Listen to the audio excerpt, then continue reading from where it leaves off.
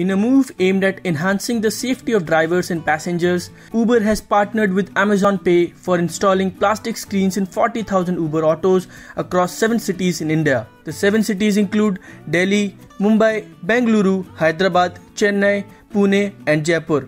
In October last year, Amazon Pay and Uber had in a global first announced an association for allowing Uber riders to make contactless, cashless payments using Amazon Pay.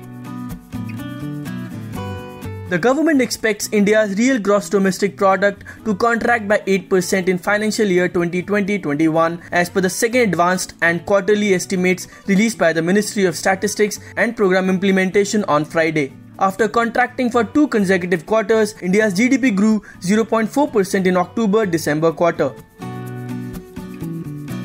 The Home Ministry Friday said the existing COVID-19 guidelines will remain in force till March 31. In a statement, the Ministry of Home Affairs said while there has been a substantial decline in the active and new COVID-19 cases, there is need to maintain surveillance, containment and caution so as to fully overcome the pandemic. The states and union territories have also been advised to speed up the vaccination of the target population so as to break the chain of transmission and overcome the pandemic.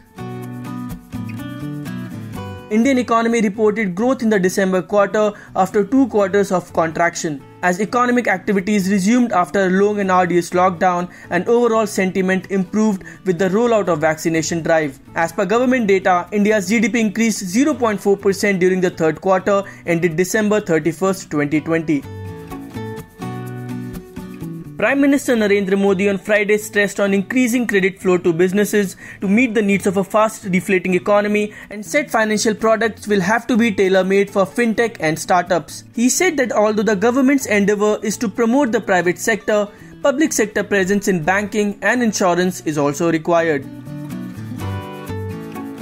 National Highways Authority of India on Friday said its daily toll collection through FASTag has reached about Rs 104 crore. Following the mandatory payment of user fee through FASTag at the toll plazas from February 16, 2021, toll collection through FASTag has seen consistent growth, it said. NHAI said the FASTag drive has been well supported by the highway users as approximately 20 lakh new FASTag users have been added during last 2 weeks, taking total FASTag issuance to 2.8 crore. FASTag implementation has also reduced the waiting time at National Highways fee plaza significantly, resulting in enhanced user experience.